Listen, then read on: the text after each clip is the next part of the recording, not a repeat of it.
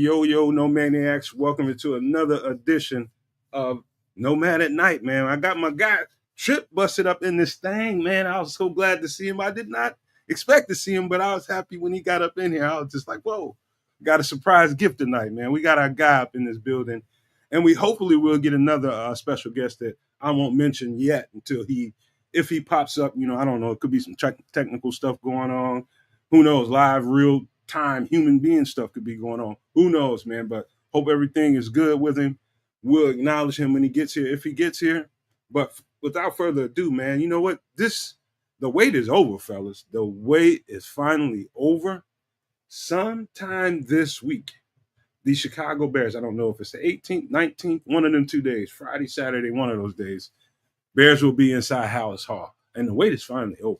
We spent this whole offseason going over draft picks, potential guys in the draft, talked about the free agents, man. We have been going on and on and on about stuff that we acquired during the offseason, talking about draft picks, I'm talking about free agents, everything. Man, it is finally here. It's finally, the wait is over. And I'm so happy, man. I'm starting to feel that feeling. I probably won't feel it until I see guys on the grass and actually practicing the pass, click, clack, and I probably really full-time feel that thing. But I am happy as hell to do this show today, man, because it seems like it was a grind this offseason. I don't know, because I had to do more work or whatever it was, but I'm so happy to see everybody in the chat, and kids will acknowledge you guys in just a second. But without further ado, let me just pass the rock over to Canada, man. I'm doing my alley-oop this time and see what with it, man. Give out some acknowledgments. We switched up. That's new. We can fix that right now. You know what I'm saying? I like being on the other side of things. You know what I'm saying? Right. See? Fix it up. On my right hand. I had to switch it up. Hey man, it's Sunday night. Nomad at Night. We have Trips in the building, Triple R's in the building with us. Should be a good show. May have another little bit of a special drop in sooner or later. We'll see how that goes. But to cut to the chase, we should get into some interesting Bear stuff. Count on the Chicago Bears to keep the off season as interesting as all stink. One second, Bears. My guy Bishop just busted up in this piece. He says rookies report on the 18th, and that is on Friday. That's this Friday, and the veterans come on the 22nd. So thank you for clearing that up, Bishop. We needed that because I didn't. Big love and shout out to the Bishop and the guys over at CSP Tracks. D Nice, shout out to all you guys over there. Big ups to my guy Crimson being the first no maniac in the chat, holding it down with us, and as per normal, will likely hold us down with us all the way through the night. The immortal Nodge is with us, both Crimson and Nodge, rocking that wrench out there. Big love to all y'all. Who else is out there with us, man? We got Juju in the chat. Paul Rodriguez is with us, man. Shout out to you, Paul. The good minister Charles Johnson is holding it down with us tonight. Always good to have you. Always good to have Derek Guy. He's a super no maniac. You should be too. Relentless Mikey is in the building with us, holding it down. So's Liberty Outlook. Look, we're going to chop it up. We're going to get into it. And shout out to the Bishop himself, Keith Harris, is out there in the chat keeping it real. So Triple R, man, good to have you on the show. What's good in Sports Chicago style land? Well, as we get into it and wait for the special guest arrive, and before we get into the topics and wait for more of the No Maniacs to arrive, what's up, y'all? Glad to be with you. Sports Chicago style as Keds at Keds the Canuck. That's his channel. Show him some love as well. That is what he was telling you what we're all about. Shout out to Coach Tripping.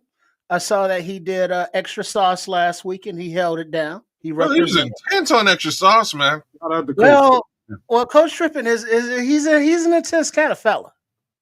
He's very intense. He scares me at times, as a matter of fact. Well, he scares all of us at times, as a matter of fact. So we are all in the same company. He means well, but there is no soft, fuzzy side to Coach Tripping.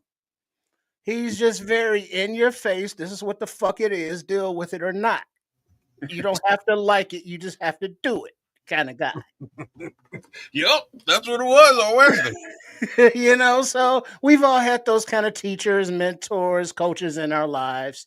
And hopefully we've learned to respect them because there is no bullshit. There is no your feelings. It's like, no, your feelings don't matter here. You go cry about those later. Right now, this is the job that has to be done. This is what needs to be done to do it, and this is what we need to do as individuals and as a team to come together to achieve our goals. And as long as those goals are being achieved, the work that is being done is hard, arduous, takes time away from our social lives, our video game time, our lovey-dovey time. Hey, girls, I see you. But it needs to be done. So we do what we got to do, and we make that shit happen. And that's what Coach Trippin's all about. So, if you're not with that program, he ain't with you. So shout out to him. Hey, you know But what? go ahead. There was an episode of Martin who that guy reminds. When you do Coach Trippin, he reminds me of this episode of Martin when Tommy's dad was James Evans from Good Times. He's he had a reoccurring role in that playing that role, man. But that's some funny shit. Anybody that's ever watched, don't watch Martin. Just go on YouTube and Google Tommy's dad Martin episode or something like that. You're gonna fall out laughing. I'm telling you, that was a funny ass role right there, man. But yeah, Tommy ain't got no job though. So, but anyway, today, let me take a minute. Just indulge me here. I'm a little drained because I was out in the sun all day, which is a beautiful thing. But I went with my brother and my nephew to Rome Odunze's youth camp. Oh, sweet. Oh, you did? At a local Boylan High School here. Yeah. And so there was, several hundred kids out there, 300-400 kids from, excuse me, I think 7 up to 12 or 13 or something. I was kind of paying attention. And then they had a DJ, kept me moving and grooving. But then, the sun beating down and, the air, because of those Canada wildfires, thanks Canada, is permeating down here. So the quality ain't the best. And it's a little hazy. But, out there in the sun for a few hours, got my little workout on, moving to the groove. I'm sure I scared some of the little kids, but you know what? Fuck them. They be all right. So I'm a little drained right now. But I got to say that this camp thing that they got going on, that's a nice little racket.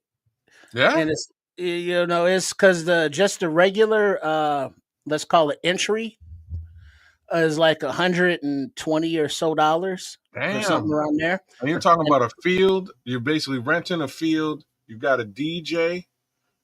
What else? What else are you paying for to put something like that on? Well, the water.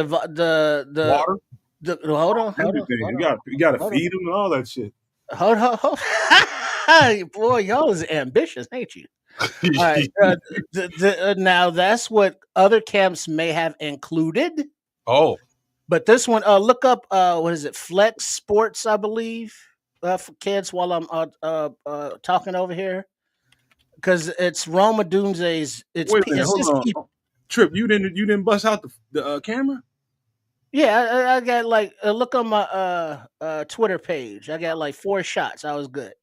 So it's Flex Sports, I believe that's what it is, or Flex Camps, or Flex Youth Camps, or what, something like that. Whatever, he'll find it.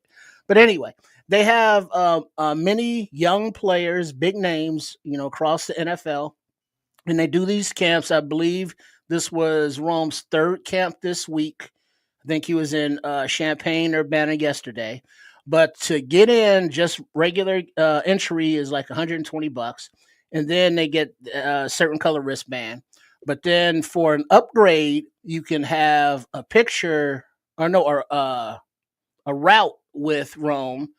That was like $300, I think, and that's a green wristband. 3 kids paid for that.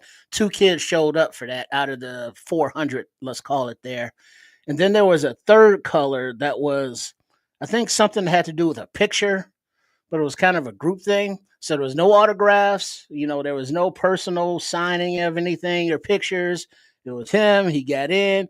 He played football with groups as the other groups went to the stations, which are not manned by coaches, but parent, quote unquote, volunteers who got coached up, a minute literally on the field while all the parents sat there and family and all that watched. It's like, here's what you're gonna do at this station. Here's what you're gonna do at this station, so on and so forth, all the way around the stations. They divided them up by age, and then they each group did a station for like 10 minutes, and then they rotated around. While one group played football, offense, defense with Rome in this section of the field, while everybody else did their little drills. So I mean, they didn't get any, like, let's call it coaching per se. They got to run around and they did that stuff for 3 hours. Good times. That was today, right? It was. Okay. Okay. So it was that's what was $300. It was to actually sit on the field, because it was on the high school football field. So have the track around the field, the running track, and then the field's on the inside, and then there's a gate, a fence between the stands and around the back of the goalpost.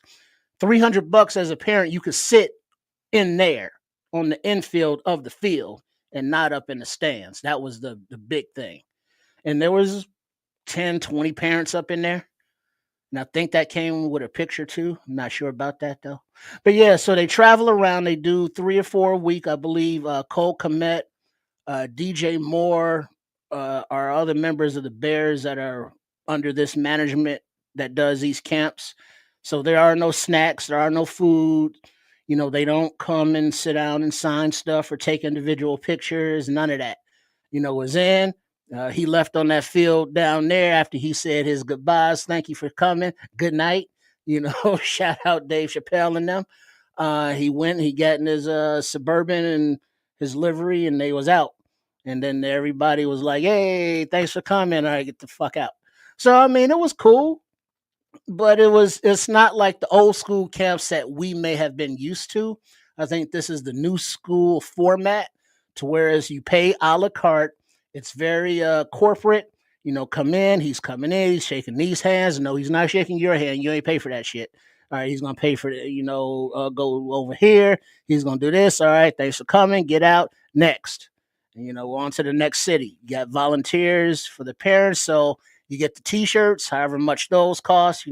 Cheap ass imprinted T-shirts. You buying them bulk, so that can't be expensive.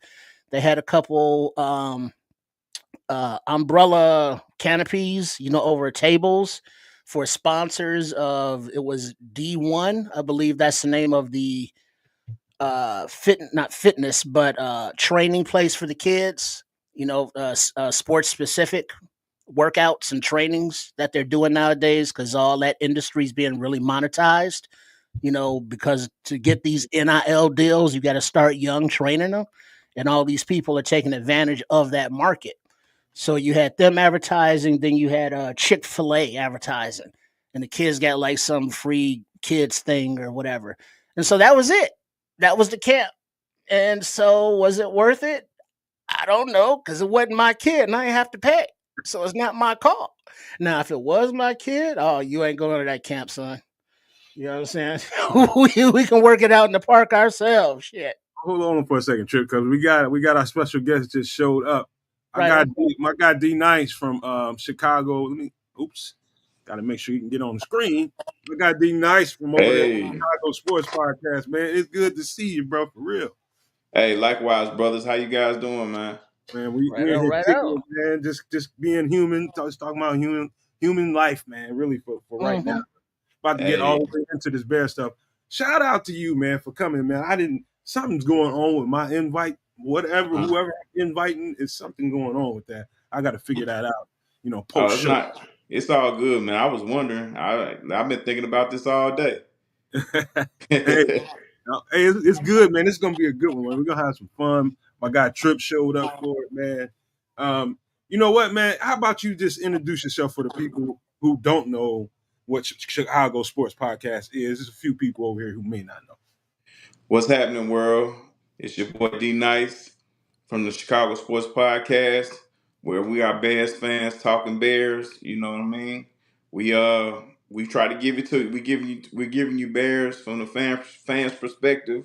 It's for fans by fans, and everyone's welcome. My man, I'm just There it responding. is. Good to have you, Darius, man. Good to have you, Hey, D-Man. listen, wonderful to be here, man. Shout out to you guys, man. You guys do a hell of a job. As do you. Appreciate it. Likewise, Appreciate for sure, man. Hey, man. So, you know what, man? Kids, So we before we transition completely off of where Triple R was, I yeah, just want to say, so like what you're saying is, because I just looked at their website now. Mhm. I just looked at their website. What you're saying is I should steal this business idea and run this in Canada exclusively. All I need is access to 3 players. do it under a Hey man, non-profit. I got 5 on it. Non-profit. Yeah, you do it No, under. wait, hold on. Peep game, no man, peep I'm game, trying no to man. make money, dog. Hold on, Cass, hold on, peep game, no.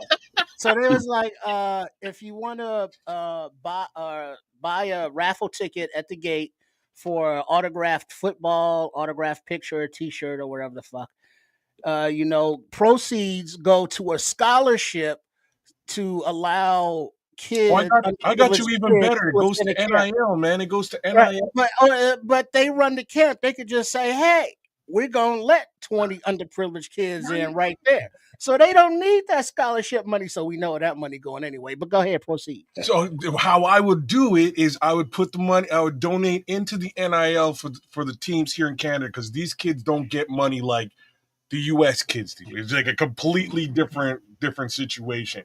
The other parties, you get them to work the camps. So players from universities now work the camps. They take on most of the drills and all that stuff. Get a couple of bucks here and there as part of the ordeal. And really, the players coming down are just there to you know shake hands, kiss babies, take pictures, make a couple of bucks. You know what I'm saying? Like it would actually be super easy to pull off. So Well, yeah, Hey, yeah. forget my rude ass co-host, man. Have you got any kids oh, there? my guy putting this in so Hey, you're giving away. we got a guest here, man. We talking about Hey, basically Trip went out to he went out to a camp that Romo Dunze was throwing, man. He was talking about the layout of the camp. I Yes. did a camp one time, so I only know how camps go. I did one with Pac-Man Jones. What's that other cat's name? I can't forget. He played for Washington. It was a very stringent camp, man. He was working those kids out there. So what he's describing is something more, they had more fun in the situation, and it's more just for kind of like meet and greet kind of thing. You got any kids? You ever been involved in a football camp at all? D nice. Yes. Well, my kids haven't, but I have growing up, and I participated in a couple. Um, not from any current players, but for some past players. But I like what Kes was saying about the from the guys in Canada. Because that's how they used to do it. They used to allow the players to run it, and then they pay the players that way. see, Yeah, Yeah, that's the real old school thing. Like they used to do that, when it was kind of illegal for guys to get paid. yeah. That's how they could kind of account for the dollars they made, saying they ran a certain amount of counts during the time off or whatever. Hmm. and like now that I'm thinking about it, I might actually even have access to a couple of them players. Like Neville Gallimore is from where I'm at. He'd come back for sure and run a couple of camps. Like I can almost knock on wood and say that Neville was playing for Dallas. I'm not sure where he is right now. There's 2 kids too. There's another kid, man. A couple of kids from my neck of the woods that would actually pull this off. Where Yeah, the I where mean, the where the conversation? yeah, I mean, I'm in Atlanta, so guys are in and out of here all the time. Cam before that incident he had, he was very consistent with the kids and stuff like that. But I think he's going to continue. But he has this other venture that he's dealing with as far as his own personal podcast. But he was hands on, like he was always around, always available. It was I heard good to see. I heard Cam was hands on too, man. Yeah, That's yeah, yeah, the first time definitely. I heard that. I did So that one. somebody else put their hands on him. What part of Atlanta you staying at, man? They tried. What part of Atlanta you in? Because I stayed in Oh, I'm different I'm parts in of a Atlanta. I'm in a I'm right outside of Decatur, about maybe 6 minutes from Atlanta, the city of Atlanta. But yeah, I'm on the east side of I'm from the east side of the city. When I got down there, I was living in Stone Mountain. I lived there for about a good 4 years. I lived in Stone Mountain. Really? Yeah, Richard Dent had a. I lived in this. I don't know what you call this, man. It was ritzy ditzy ass. I don't never want to live in a covenant again in my life, where you got you know, the homeowners association type shit going on. And, Yeah, yeah, Richard Dent was around the corner from me. He hmm had a house. He was never there. He just had shit there. I yeah. don't know, maybe a relative was there, but dude that used to mix and master Public Enemies musically right around the corner from me. Tupac's Oh, mother had a house out there. yeah, Yeah, it's pretty decent, man. But I ain't gonna lie, I don't miss it now. That shit got yeah, too much for yeah. me. Stone Mountain, especially nowadays, it's a little different. And Richard Dent's from here. He and the Browner brothers, they're all from here. Browner, you talking about Joey Browner? Yeah, yeah, yeah, yeah. Okay, I didn't know that. Yeah. Now you do a Bears podcast and a Bears fan, but live in Atlanta. How did that happen? Well, actually, I was born in Chicago. My Okay, all right. my all of my family is from Chicago. They all moved here in the mid to late '80s. Okay, But yeah, that's So what you I was born in Chicago. I moved to Atlanta when I was third grade. Oh, you all moved right. out there. Y'all, you got out there around the Freaknik time then, didn't Oh, you? I was like eighth, ninth grade around that time. Yeah, I used to sneak out there, and then once I got old enough to participate, that's when the craziness started. And they stopped it. Man, Mm. you Yeah, ever that was ran a good into time. That was a you? heck of a time. I ran Yeah, into Dwight Howard down there in Atlantic Station one time, and yeah. man, you know how you see. I saw Shaq in person one time, and him Hmm. up a huge human being, but man, Dwight Howard, I was amazed at how wide his goddamn shoulders was up close. Yeah, Man, that yeah, cat wide and yeah. straight. I used to run to Dwight all the time at Walmart. You Yeah, go running to Shaq. everybody in there. Yeah, Shaq lives here too. Yeah, yeah. Yeah, Chris Webber, all of them, man. And kids, we don't need you bringing up nothing about Dwight Howard in Thailand. So cut it out. No comments. Yeah, Thank you. nowadays it's you can be anywhere and run into somebody, man. Especially in Atlanta, man. Yeah, Stonecrest Mall, man. I used to run into all kind. I'm ran into Fuck, I was on the highway. We got trying to get to Stonecrest Mall. Ran into Tommy from Martin when he was still alive. Man, we cracking jokes on each other, stuck in traffic. Took that shit all the way to Walmart inside Stonecrest. Inside Stonecrest Mall. We yeah, continued cracking up in there. We just cracking jokes on each other. Had the whole damn place laughing, man. But he was just like his character is in Martin. He's like that in real life. The laugh and everything. yeah, yeah, man. Listen, this place, man, you can run into anybody, man, Hey, any how's given that? day. How's that effect of the Tyler Perry studio down there on the community? Is it good, bad, and different? Oh yeah, Tyler doing this thing. He out the way. He what he did. He took over an old military base. It was Fort McPherson, and he took over that and created his whole. He got everything behind those walls because it's a former military base. The guy that still had the old barracks and everything. He tore a Oh, few things down, but he used some of that stuff as prop houses and stuff like that. He got all kind of neighborhoods and stuff back there, man. If you're ever in Atlanta, they let you do a preview. You should. yeah, You know cool. what? You know what, D Nice? The irony of this conversation is just triggering all kind of memories of Atlanta. I Uh-huh. was working emergency response. I told the No Maniacs I did that. Not like Okay. ambulance. I'm talking about disaster response. Gotcha. So if you somewhere like Katrina, we're gonna be the first people to get called to come out there and try to, fix. So Uh-huh. one time we used to get local calls and stuff. So one time it was a cat that called. He was a groundsman or something. And I Uh-huh. didn't know where we was getting called to because our supervisor didn't tell us. All we knew is we had to go to Alpharetta. Somebody had a big ass mansion, got a lot of property out here. Mm. We get out here in the goddamn garage or some kind of little, I don't know, some kind of little barn or shed that he got all kinds of. yard equipment and all this kind of stuff, and they got chemicals to treat the grass and all that kind of stuff. He done mixed up some shit and got it in that motherfucker smoking. It scared the shit out of him. And it was the first number he seen.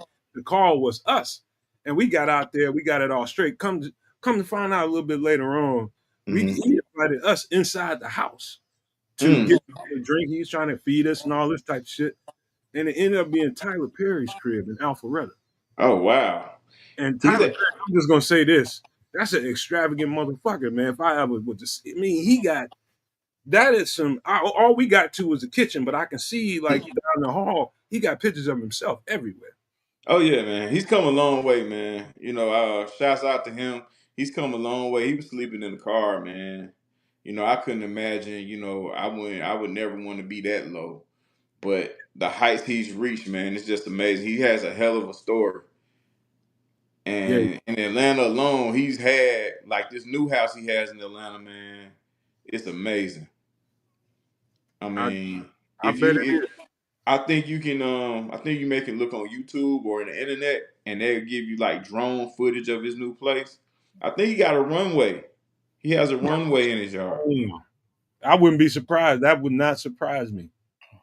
I mean, this place was like you could have ate on his lawn, man. Like literally, it was just so manicured. It's like somebody got out there with some really fine surgical scissors and just cut every little nip tuck. Yeah. I mean, it was beautiful to look at, man. It's nice to see, just for us, to see black people doing that well, man. It's very inspiring to me, man. Oh yeah. Oh yeah.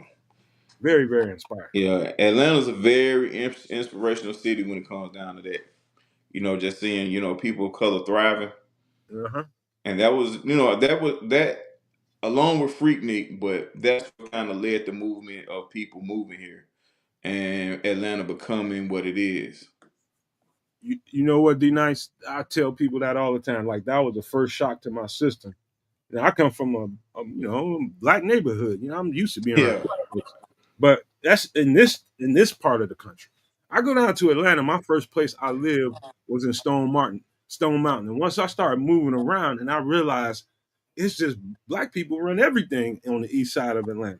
Oh Everything. yeah. Like you see people with businesses, you see Yeah. the police black, everything. And I'm just Yeah. like, what?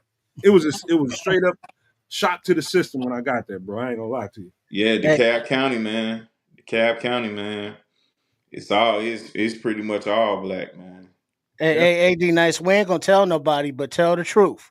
Go for When it. when the Falcons be scoring touchdowns, how Uh-huh. many of them down there be still doing the dirty bird? Oh, it's around now. It's Oh around. yeah. Yeah, oh man, come on, man. Listen, that season, not to delve too much into the Falcons, but that particular season was so influential on this city. And then the fact they went to the Super Bowl and that happened, but that whole run that they had when Jamal Anderson came out with the Dirty Bird, that will never be forgotten, man. Ever. Oh, yeah. It's Well, I can testify to that because I kind of mentioned it because the first thing they did at this camp today was had like 5 of the kids do the gritty. Oh yeah. And it's like, well, shit. Why aren't we doing the dirty bird, the icky shuffle? Whatever. What's this gritty? All right, that's what the kids are into. That's what the kids are Let's into. Icky shuffle, man. I'm glad you threw that in there. It's been a minute. You know what I mean? Yeah. you know So the what? dirty bird, got to give them their props. But I'm gonna tell you something. If the Falcons can ever find some consistent winning ways, you're gonna see that dirty bird so much you're gonna get tired. It's coming back. They're For gonna go real. crazy down there, man. Yeah. I Yeah. got to, it's a cool fan base, man. Yeah. What's interesting about it. Before we get into, we finna get all the way into Bears in just 1 minute. But I'll say this one thing: I didn't know like the tension between the Falcons and the Saints was as Oh thick yeah. until I Oh got there. Like they're getting into it with people from New Orleans. I mean, big time. I was surprised. I was like, okay, so somebody that's originally from there. I started fucking with some dudes over there by Sylvan Road. Some of the people where my okay. godmother used to live at. I started meeting real AT aliens, man. Oh yeah. They start telling me, man, what happened with Katrina is a lot of people from New Orleans got displaced over here, And that's kind of where the tension started. They brought their coach over there. Atlanta, they were just going at it. And I came way on the back end of it, but it still exists. You down there, Well, you know, D. I'm gonna be honest with you. It was something before that, It but was? it was a thing before Katrina. The rivalry between the Saints and Falcons. It was a big thing, but the crazy part about it, either both teams were terrible, or one team was just so much better than the other. It wasn't much of a, you know, it just wasn't much of a competition. Now when Drew Brees got to Atlanta and New Orleans really started to gain some real prominence, because prior to that they were so bad. It was like Atlanta was picking on them. Mm-hmm. You know what I mean? And not to say that Atlanta was great, but they were far better than the Saints. Because it was a time where Saints fans were wearing paper bags. I know you guys remember that, over their heads. So, You mean the Aints? yeah. Yeah, I So, remember them days. And then the Falcons going to the Super Bowl at that particular time, and having some success, and the Saints were just down. They were down. It wasn't even no fun to pick on Saints fans. You kind of felt sorry for them. But then after Drew Brees and Sean Payton came in there, what it did, it just brought a winning culture. And then when the Saints won the Super Bowl, man, please, it was over with. Yeah, But there's not very many places or games that you can go to and feel the electricity from start to finish than a Falcons and Saints game. No matter where you at, you could be in a Mercedes-Benz Dome, or you can be in your local sports bar. The atmosphere is electric. it is. I bear witness to that. He is not over exaggerating, man. It gets busy. It Yes, gets sir. it gets busy when that clash happens, man. I was treated. I was a pleasant surprise, man. I was like, I never really, being from way on the outside of that, I never really said that I knew I couldn't acknowledge that I knew that was even a thing. But getting down there and experiencing it was different, man. But I loved it. It was a good time down there. A lot of times down there in Atlanta with that And it's particular. not just the men; it's the women Oh too. yeah. Oh yeah. The women get busy, man. Oh yeah.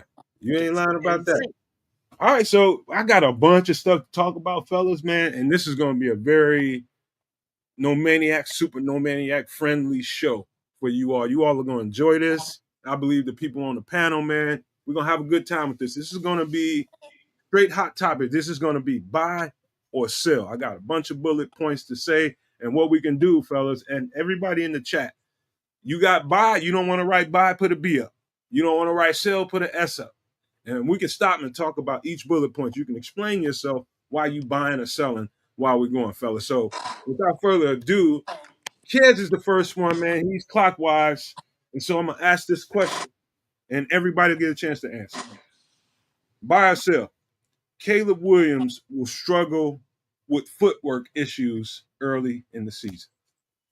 Buy or sell? Sell. Okay. I think there's really only one aspect of his game there's two aspects of his game that I'm worried about. The other two, I think he's going to do fine with the footwork, because I think Ben Johnson sort of wants him to be in his head. And if he's in his head, he's thinking 1, 2, 3, let the ball go.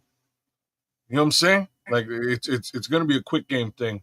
I don't think he's going to have a problem with that. I think he's going to have a problem with two other things. I probably should have fixed the question up this way and prefaced it with this: him changing the footwork up, having the left foot up instead of the right foot, which he's used to. And I think go ahead. I think he's going to be fine with it, and it's similar to, it's because of something that and it's kind of far removed, but it's something that Ozzy Trapillo mentioned a while ago. And they were asking him again, how are you acclimating on the other side, where traditionally you play on the right, right? Like, how are you acclimating to the left when, for the most part, most of the snaps you've taken in college were on the other side? And he says, well, I think I'm doing great because I'm in my head. It means I'm focusing on my footwork. I'm thinking about moving to the left.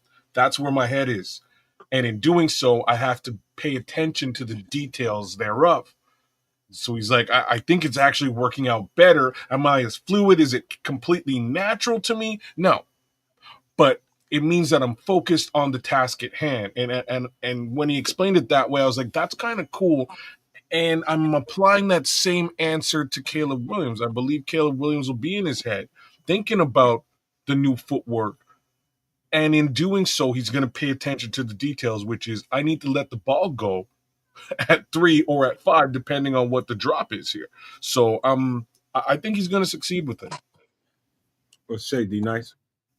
I'm buying, and I'm Okay. gonna tell you, and I'm gonna tell you why.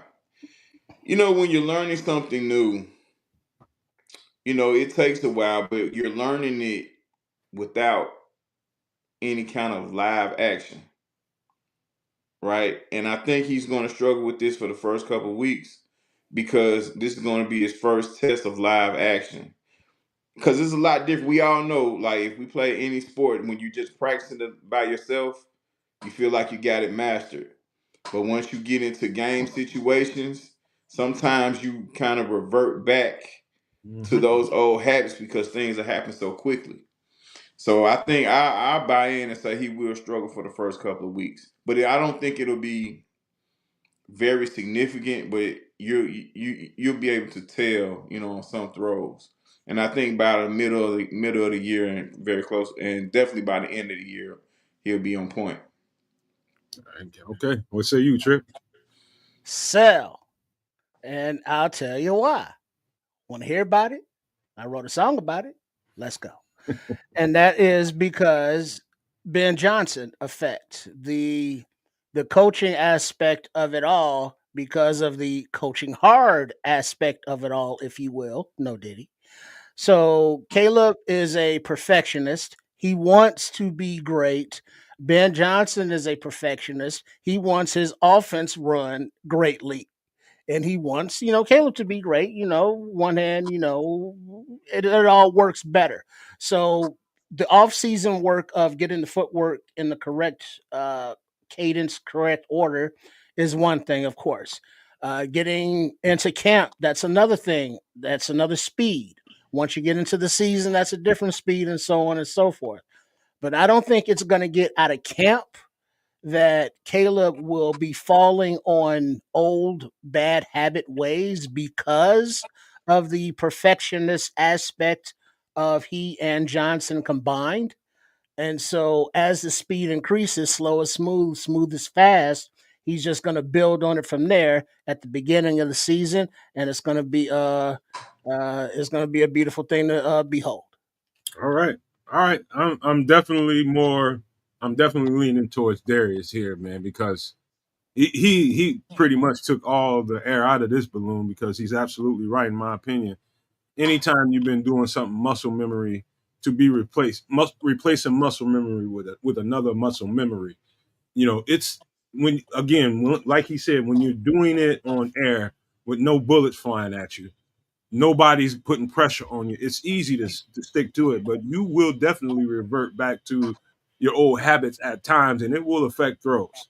I don't expect it to linger and last like the entire season, but I expect some of it to be a little bit choppy. You can see it, like he said, you'll be able to see it on some throws, man. Delivery will be a little bit off at times, but that's just anytime you're changing something like that, you're gonna have a little herky jerky going on, especially when the live action starts, man. It's easy to fall back into old habits when you start getting a little bit frustrated, you start feeling a little pressure. So yeah, I'm definitely buying on that. I don't think it's gonna dramatically affect what we do in the game, but at from time, from play in and play out, you'll see some stuff. I would just say that. All right, so Let's well, one footnote, Nomad, if I may, Bears fans, let's raise the expectations. We have been used to seeing our coaching staff be flummoxed at developing quarterbacks for how many years now? So let Forever. let's now All of the say, years. you know what I mean? Go, from quarterback to quarterback, coach to coach, head coordinator, all of those bad memories, all of them. We got Ben Johnson now, and this is a one of those modern, as you say, professionals. He's not, one of those pussies like down there in Miami, but he still uses analytics, and he still has that heart and soul of a football I coach. like the homie So in Miami though. All right. if he demands perfection, there will be perfection. Let's right. go. All Go right. ahead. Well, without further ado, we're gonna move on to the next one, man. We're gonna flow through this as best we can. All right, here's another hot one. Buy or sell. Bears offense may get off to a choppy start. Buy or sell. Starting with you, kids. So sorry, one more time to a rocky start. Bears offense may get off to a choppy start. Choppy start. Yes. Like I have to laugh at this question because like I'm yet to see like a viable offense in Chicago ever in my history of life. And there was that 1 year in 1985, you know what I'm saying? And maybe like 2018 for a minute. It was pretty nice. Yeah, so I'm gonna have to lean towards. I'll buy this one. I guess I have to buy this one. Darius, what do you think? Well, I'm gonna go with the percentages and I'm gonna buy. Now you mentioned 1985. I'm old enough to remember that even that offense got I was off just to a gonna bad say, start. like, I had to find some love somewhere, You but know what even I that mean? offense, yeah, Like that offense got to a bad start. Now, I'm gonna tell you, remember when Rex Grossman in '06 won the starting job? yeah, That first week in Green Bay, that offense got off to a heck of a start. Y'all yeah. remember? And Devin Hester running the kicks back and stuff like that in that shutout in week 1 versus Green Bay. But playing the percentages, coming into guys coming into a new situation, regardless of how much you practice it, like I said before about the first question, you're going into a live action.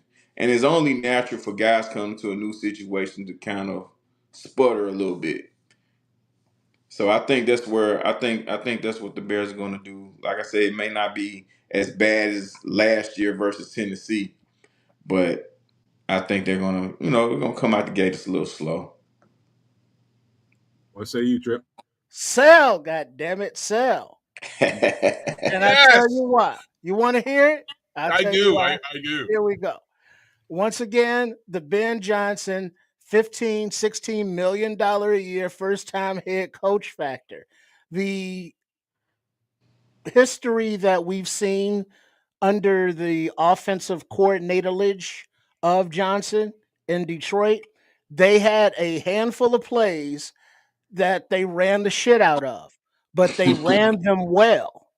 They executed those plays to perfection. And it's like, well, they're going to keep running it if you can't stop it. And it's like, well, they're running this play or that play to the left or to the right, but it's that same handful of plays.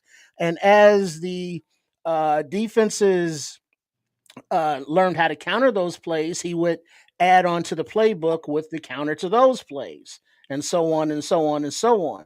Until by the end of the season, you had a vast number of plays that they did not start the season with. And that's typically how offenses progress. But as we saw the perfection aspect of it, you're not having to worry about the entire playbook and having to perfect it. You're having to concern yourself with these plays, perfect those. It's all new offense. Everybody's coming in together. The players that have been here, the trade acquisitions, the rookies, the free agents, everybody's coming in under new coaching from top, all the way down. So they're going to say, hey, what is our identity? What the hell can we do? We can do these. We can hang our helmets that we can run these plays successfully and we will execute them to the best of our ability. And we will keep running those some bitches until they are right. Now, if anybody has been listening to the attitudes of the players and the coaching staff coming out of Hallis Hall this whole offseason, this is what I'm talking about. So there's going to be like, look, we're not going to be excellent at everything right now. We get that. But we will be working towards that. But in the meantime, we're going to be excellent at this. And we're going to add on to it. Go Bears. All right. Yeah, All love right. Next one. All right, I got to give you my answer. Yes, I do think they'll get off to a choppy start. Anytime you're doing a new offense with a second-year quarterback, and this being his, you know, third offense in the last 3 years. You know what I mean? This is going. You can expect, good coaching and not there to be some bumps in the road, a bunch of them. And so, yeah, I'm definitely buying this going to get off to a little bit of a choppy start. Will it result in us getting losses? No. When you got a nice running and you feel like you got a nice running game to lean on, that's not as big a deal as it would be if you're throwing the ball for 60 times a game. So I'll just put that out there. I do think I'm gonna buy that. I think they're gonna be it's a little bit choppy at first. All right, Yeah. we're gonna roll to this next one. All right, hot take. Ryan Poles will end up getting another running back on this roster before camp ends. Buy or sell?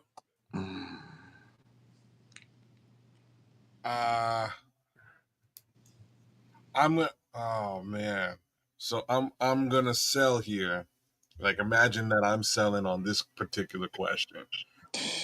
I'm fingers crossed right now. I'm gonna be triple R right now and say I hope DeAndre Swift steps into the role. That's where my heart is right now. I'm hoping that he does. My brain is elsewhere. I'm just to let y'all know. Those of you who watching the show are well aware. But that being said, I saw him this week. He came out. He talked to the world this week. He looked like a guy who was in positive spirits. He didn't look like a defeated guy. I know the season hasn't started or anything to that effect, but given his relationship with our new head coach, I kind of wanted to hear him speak and see what his thoughts were a little bit, and I got just enough out of that conversation with him to think that maybe he's in a good place with this offense. So again, fingers crossed. I'm selling here and hoping DeAndre Swift steps into the role. Darius, what do you think? Oh, I'm selling, and I'm selling all the way. Now, Kez, me and you, we share the same sentiment about the running back position, Okay. and we also before the draft we shared that it was a huge need. Yes, sir. But who's the guy that they're going to bring in? Who's that guy? That's the other piece to it, and that's You part of the know, reason. Yeah. you're hearing about Jamal Williams. You already got that on the team. You know, and Eh, we all know how Ryan Poles feels about the people he drafts. He drafted a running back, hey, be it the fifth round. He drafted a running back. We're going to see what this guy's going to be able to do. We're going to get our chance to see this guy. And I do, Mananga, yeah. We're going to seventh get, round. okay, seventh round, I'm sorry, but we're going to get an opportunity to see this guy from top to bottom to see what he's going to do. Now, I am a little shaky on Roshan Johnson. I've been a tad bit critical of him, but he's going to get a chance to to see if he can do what he's promised to do as well. Because we all understand how Poles feels about the people he drafts.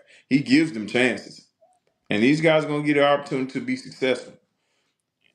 And the way Ben Johnson is going to run this offense, they're going to touch the ball a lot. Now, the question is who's going to be the lead dog? Swift may start, but will he finish the year as the lead dog in the backfield? Well, that's.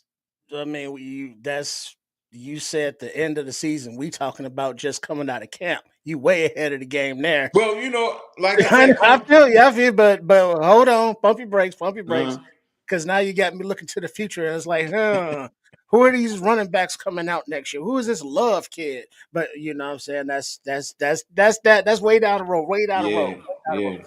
But as far as right now, the question, sell, and I tell you why. Here we go. Stay with me now. Stay with me now.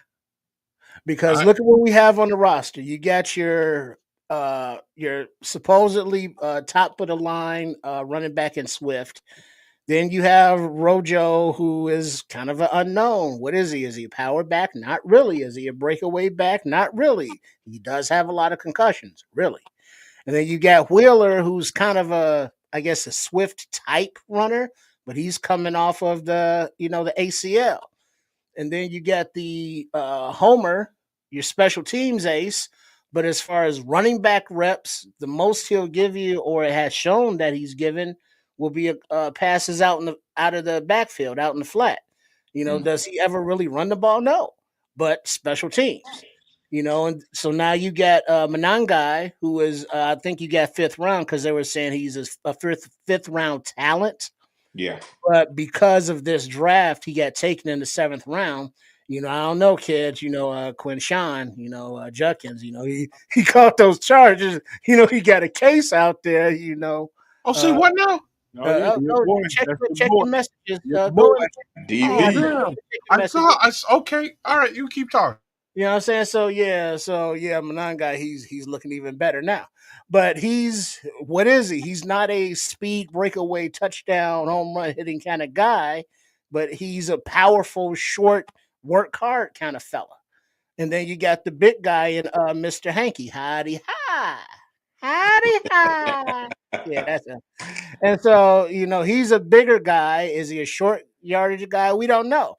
But it seems as though if Wheeler or Hanky or even Mananga can play special teams, they're putting Homer on the bubble because they are bringing more to the table in the running back position than he does.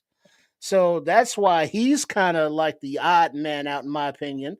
Special teams, we've added a lot of depth at defensive back and other positions that can play special teams and linebacker and such.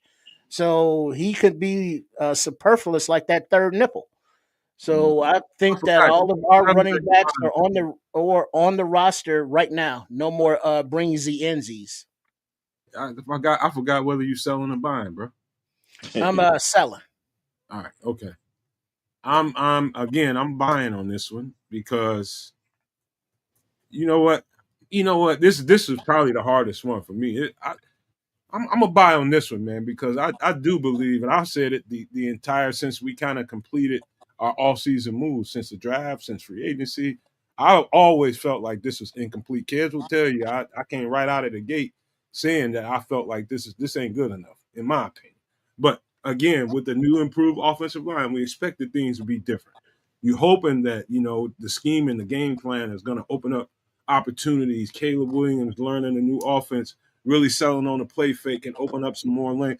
It could be different, and we won't know until they had the pads on for a week. And so my expectation is it's a possibility that that running back room ain't quite what they wanted it to be within a week of pads, and maybe they make a move somehow, whether it's a trade, try to go grab a guy. I don't know what it is, but I'm buying that. I'm buying that one. I got high hopes, but I'm gonna buy that one.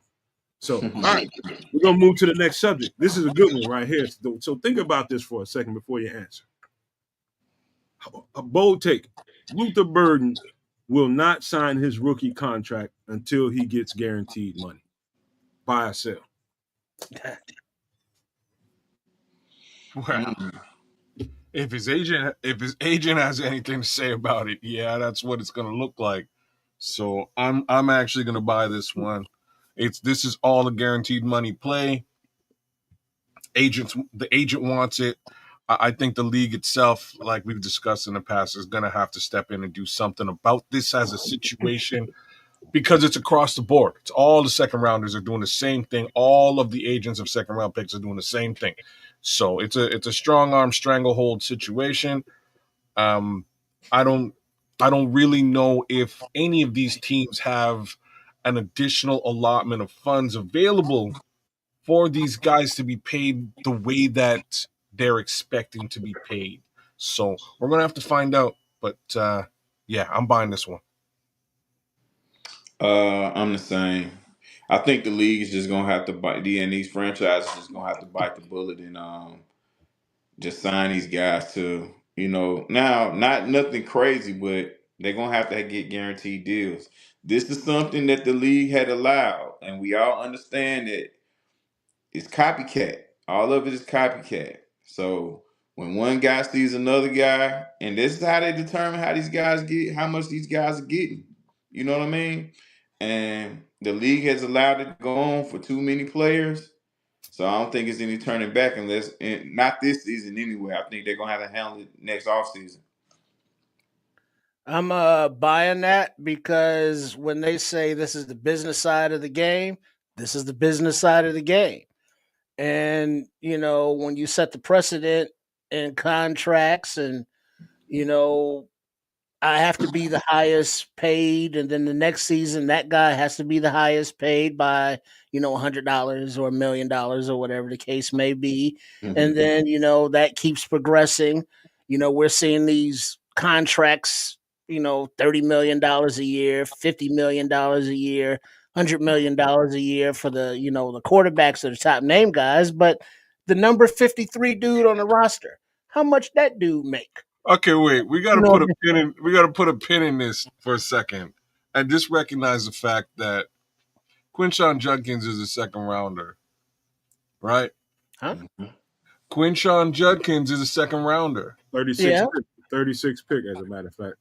So you see, like Oh I yeah, had you see, he need to sign his money quick. He need to sign well, like this is what I'm trying to say. Like he just screwed it all up, He messed yeah, it like up, yeah, yeah. taking that yeah, deal yeah. in a heartbeat and screwing the whole league Yeah, over. he should be on the phone now. Like, where can I sign? What Hey, can I hey, can hey, I sign hey, something? Ken, you ever seen that Murder Was a Case video when the devil came and said, Murder was the case that they gave me.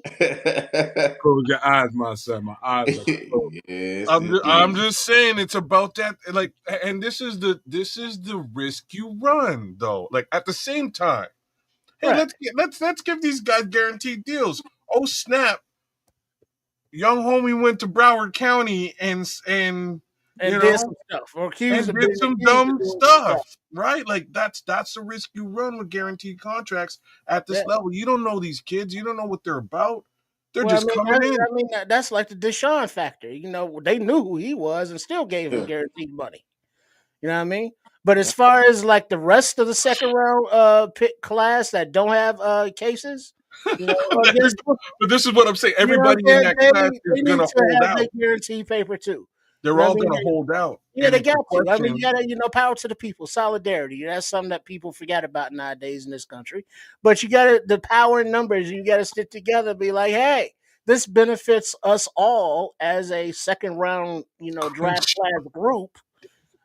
So we can all get our guaranteed money. Don't nobody cross no lines and take the scraps from Massa. You know what I'm saying? Let's hold out for our millions. And it's like that's what they need to do. And I'm not mad at them for it. All No, the right. Scrolls got me again on that one, man. Hey, man. I'm not even gonna put that one up. Yeah, You don't do know. it. Don't do You know, I done told you, May. it. Hey, look, man. I'm buying because I've been buying the whole time, man, because I do believe yeah. I think this is different. Something about this one feels different. This whole when they broke that precedent and signed those two guys and gave them guaranteed money, that means everything is on the table. So I'm not selling that. I'm buying that because I know I don't know whether it's Luther Burton, some of our other second round guys, whoever it is, it's gonna be some guys that won't sign that contract and will hold out. And maybe it might be a player or two that might go back into the draft. It might be. I would say everything is on the board, guys. If somebody's trying to poop butt me with a contract, and I know I'm worth more, and you're giving there's a precedent for guaranteed money. If he can get guaranteed money, I can. I would hold out, and I'm just being honest. I'll take my Bears hat off, and as a somebody that's pro player, I'm gonna say, young man, hold out and get your money. Yeah. Ain't none of this more important than getting your guaranteed money because you may not. This might be the only guaranteed money you get. Mm-hmm. And you got to think about the guys that share representation, man. Yeah. Yeah. Like, these guys, hey, you got him that. Why you can't give me that? Oh, but the agents are going to be in lockstep. Oh no, we're Yeah, going to get you that that's because what we I'm want to saying. get paid that much more. All You the know, guys on the CAA, they're all going to do this. yeah, the owners didn't push a hard enough line, for the league or for anybody to change their stance on it. If the owners would have pushed the line in the beginning that they weren't going to allow, the players to have that type of, say so or control, it wouldn't get as bad as it's gotten. Well, yeah, but it's a progressive thing. So, this year we're talking about second round picks. Next year or the year after to be third round picks, and so on and so forth. Until a point to where it's like if you get drafted, even Mr. Irrelevant is getting some kind of guaranteed money. Hey, Yeah, and and I agree I'll with go you. out there. I'll go out there and pick it with them bros, man, for real. Because I think I'm one of them people that thinks if you sign him, guarantee him his money. Yeah, Guarantee him his money. Now, ain't no reason for that. These dudes are rich enough; they can guarantee that money. You might not have them for a whole year. You might have them for a month during training camp, but guarantee them something. yeah, because this game is too violent, man. Yeah. This game is too violent, and anything can happen. So I think eventually the whole league will swing around to everyone getting guaranteed money, but I think the money, the dollar value will go down as far as how much these guys are getting signing for and things of that nature. But yeah, I think it has to be it has to be a time where all these guys getting guaranteed paper because this game is too violent, man. One hit and it's over with. It's a wrap. The minute you Yeah, can step on that grass and something can go wrong, man. You can make a cut. Something can yeah, go wrong. Anything, man. You just getting off the ball and popping Achilles. Anything can happen in anything. that Yeah, stretch. So yeah, I agree with that. I appreciate that. As a matter of fact, Darius, man, I'm ferocious about that, man. I believe in them guys getting their money. yeah. But Players deserve some type of security, man, yes, sir, and no it doubt shouldn't be about on a game. It shouldn't be on a game by game basis. it. Yeah, that's got to change, man. But we can have more conversation about that later on, man. That's a deep conversation for me. All right, this one, you think that conversation got y'all a little tight? This one's gonna get y'all a little tighter. Okay, I'm gonna make this bold statement. Buy or sell, fellas. Ian Wheeler will outplay Kyle Monangai in this training camp. Ooh. Yeah, Mm. yeah, yeah, yeah. Get you some of that. What you got, kid? You tight? You tight already? I can look at your face. I am, man. Look, here's how I'm gonna answer this. I'm gonna buy this one. Mm. All right. I'm gonna buy it because I have no idea what to expect from Monongai. I have an idea of what to expect from Ian Wheeler, and if he didn't get hurt last year, I think he would have really vied for some snaps. You know what I mean? I think he would have got on the field. So we're gonna see. We're gonna see what he's all about. Hopefully, I'm wrong on this one too. I hope Monongai shows up and shows out, but if either one of them do, I'm a happy guy. D nice. I'm selling, man. I'm All right. selling. There's not a guy. I don't think there's a guy that's going to come off this ACL and outperform, a guy with fresh legs, pretty much coming into the league. Don't know much about Monangai's injury history, but from what I understand, it's not a whole lot there compared to a guy coming off of ACL. Yeah, I'm selling, man. I'm selling. Now, do I think Elin Wheeler will beat out Travis Homer in the special teams department? Absolutely. But Mm. nah, I'm nothing on that. Yeah, I'm selling there because I would give Wheeler the advantage just for having a year, of development of his body, eating right, working with the pro training staff and all of that weight room, as opposed to Monangai who's just coming out of college. But the ACL factor, whereas he's coming back healthy from an ACL, but as Nomad mentioned earlier, game speed and live reps is a lot faster than running around, you know, on the back 40, on the greens, on the putting green or whatever the hell. So once it's going to take some time for Wheeler to get up to speed and trusting in his movement and his mobility, even if he's coming in, let's say 100% at camp, he's still not 100%. He's got to get out there mentally and do the damn thing. Whereas, Manungai's coming in hungry, trying to make a name for himself, Mhm. full speed ahead. So the advantage that Wheeler would have of being just in the league, even though he didn't play for that time and maturing, I don't see it happening. I think Manungai is that guy, And like D Nice was saying earlier, Ryan Poles will shed tears over dudes. And none guys that guy. So yeah, Sal. All right. You know what? I'm kind of like, I don't know I can't remember which one of y'all mentioned this, but coming off that, I would be buying. This would be my first sell, and the only reason I'm gonna sell it is because he's coming off of a ACL, and that's other than that, I would be buying the shit out of this. I thought Ian Wheeler had something to him. I still think he's got something to him. He's got some juice to him, man. He ran the ball pretty. I just like what I saw when he was totally healthy. I just don't know what real state of Ian Wheeler we're gonna get, and we won't know until they put them pads on, and we'll get an idea, man. But I'm gonna keep an outside hope of saying that, I think if he's healthy and strong, I think he's got a pretty good chance to outperform him. I would just say that healthy Ian Wheeler, healthy Kyle Manung guy, I'll probably lean more Ian Wheeler. I ain't gonna lie to you. But that's just me. That's my opinion. All right.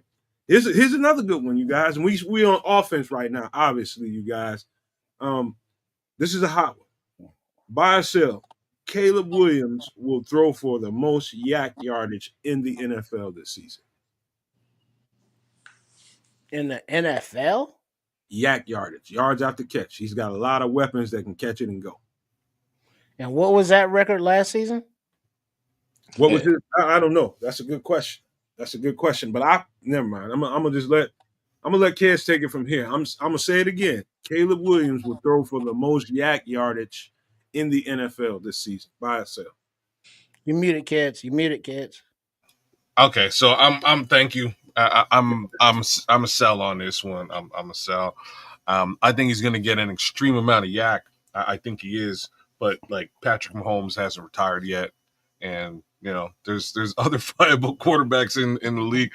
I specifically went to Patrick Mahomes because y'all well aware.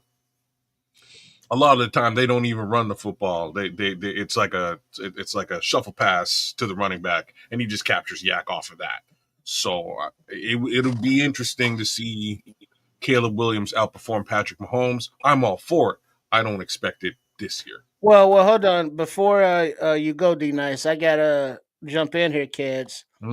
Yak is yards after catch, so it don't really matter who the quarterback is.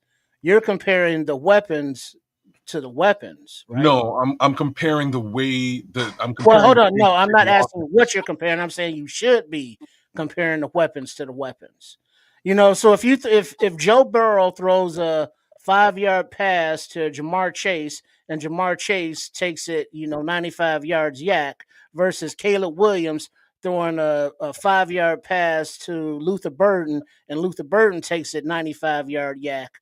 I mean, who are you comparing? Who's the comparison to, the quarterbacks or those receivers? And in this case, the receivers being DJ Moore, Luther Burden, Loveland, Tyler Scott if he makes it, Odunze. So all of these guys are yak monsters.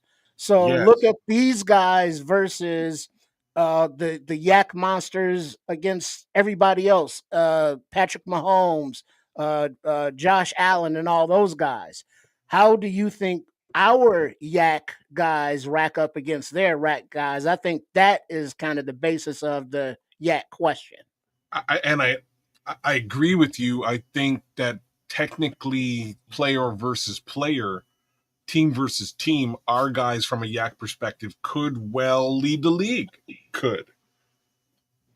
I'm not looking at it from a player versus player perspective. I'm looking at it from an offensive scheme perspective. And a coaching perspective, and I know how Andy Reid and his squad go to market. Like that's really the first thing that jumps to my mind is a lot of the time they're using middling running backs. Sorry, I got my dog going crazy upstairs. But they may be using just a regular standard running back and shuffling out as opposed to running the ball to capture additional yak for Patrick Mahomes. That's a regular thing for them.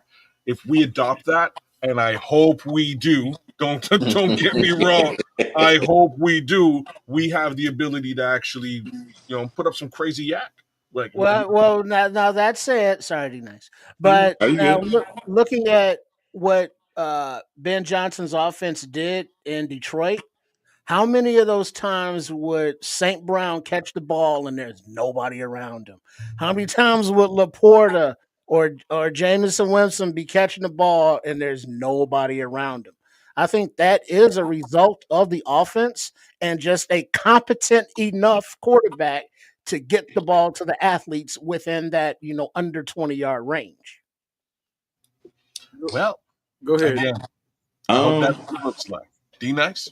I'm selling, and I'm selling because a lot of you got Daniels in Washington, you got Hurts in Philly, you got Allen in Buffalo, you got Mahomes, you got Tua, you got the kid in San Diego. I mean, in Los and with the Chargers, and you have Stafford and company with McVay's system with the Rams. All these guys are catch and go. You know what I mean? It's a lot of ground for Caleb to make up to catch up with those guys because we do remember these guys are in established offenses already, and they know this thing like the back of their hand. So they're going to have better opportunities to get this yak yardage to get the ball to the guys that they need to get to because they already have a rapport and a chemistry. Caleb's chemistry was kind of stunted last year. And remember, Keenan Allen's gone because that was the guy who seemed like he was more locked in with. So I just think it's going to be some other guys, too many other guys in front of him right now at this time for him to say that he'll lead the league in yak yardage. And now, with all I said earlier, yeah, I'm selling. There, I'm not seeing. This offense, Caleb, or with the weapons leading the league in yak this season, because of the fact that the playbook will be so limited that it won't be open up the way D Nice was saying that other offenses have already opened up their playbook, so they got the small, medium, large plays, all this and all that. Whereas we're still gonna be learning out our base and what we do good, and then relying on the yak more. I think we will rely on the yak more, but I don't see it leading the league in yak versus some of these other teams now. This Oh, this is a very, very close one. And just to repeat, the question was, do we think Caleb Williams will lead the league in yak in the NFL? And I'm close, man, because I do think the design of this offense is to get yak. And I think having, all the pieces that you guys mentioned, talking about the, Romo, I mean not Romo Dunze, guys like DJ, Luther Burden, and the fact that we got DeAndre Swift, I think is a one of those things that gets left out of this conversation. I think he's one of the best pass catching running backs in the league, man. If you got that thing blocked up, man, he'll hit his head on the goalpost for a 60, 75-yard run. I mean, that's just how he is, man. But yeah, I'm gonna sell it only because of what Darius was saying. Now, the D Nice said it. You got established offenses that their offenses are already predicated around that kind of system, and that's kind of what they do. Versus this new system, I would just say a couple of years from now, I was to bring this question up again, I'd probably be more buying this based on what D Nice said. Man, he's right. It's other offenses out there that are very proficient at that. We haven't proven that we can be that yet. We just hope we are. and Washington got themselves some Debo Samuel, so there's that as well, right? So that's going to be a yak situation right there. Once you said Washington, I was like, oh damn, I totally forgot that's going to be a situation.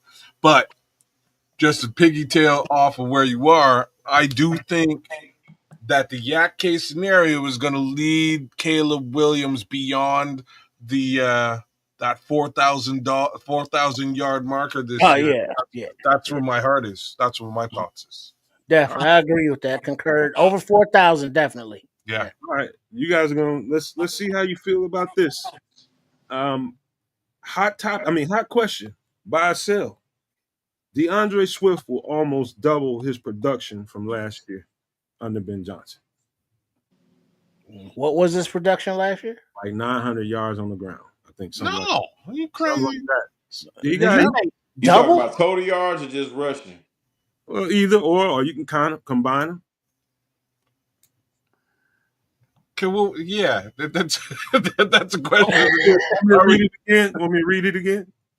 Well, it's your question. You got to give us a little more guidance on that one. Well, he got somewhere around 900 yards from scrimmage or something like that. I don't And know. how many yards did Saquon have last year? He got almost 2,000. Saquon got close to 2,000. So you said will Swift get 1,800 yards this year, basically? Well, That's what he said. I said, will he get close to doubling his production? So 1,700. Yeah, I mean, you're talking about you can get him in many ways. You don't have to run it and get all Well, that. all around, all purpose production, the catches, runs, Production is but production. No matter how you get it. So, shout out to Dante Purify with the $10 super chat. He said, I gotta run, but thanks for the blessing, Pod. D Nice, D Lock, good night, no maniac. Shout out to you, Don. Shout out Dante, Peace, man. Dante. Thanks for coming through, dog. We appreciate it. We appreciate the super chat. Yeah, there's no way there's no way this one goes down the way you're asking. Sam said you want a yeah or no on him. Yeah, no, it's not going down. All right. So you don't think he has a chance to double his production? No, not at all. I think my guy maxes out. I think my guy, and I'm giving him some leverage here, y'all. I think he maxes out at 1,500. The homeboy has been in the league for, I don't know, maybe 5 years now. Like, I might be pushing it a bit, but he's only grand total. He's at 3,600 yards grand total. I don't see him cutting off a slice of that. You know what I'm saying? Like 50% of that 1 year, one season. I think that's a little bit wild. So, 1,500, which would be 900 plus another, 6-ish in the air. And I think that's crazy talk. But maybe, not 1,800. No chance. Like, no chance. D Nice. Remember, D Nice, I said get close to doubling his production. Okay, close to doubling, but still okay. I think he had like 900 rushing yards. I think it's 959. I think in total he had around 1,300 all purpose scrimmage yards. So, and as inconsistent as the offense was last year, now I don't know, like say close to doubling. I think he can get 1,800. I can dig it. So you kind of buying it. I think he can get 1,800, but to double that production. Well, no, that ain't double. If he said, what was all purpose yards again? I think all purpose. I think he ran for like 900 something. I don't know what he got in the air, but it wasn't the season.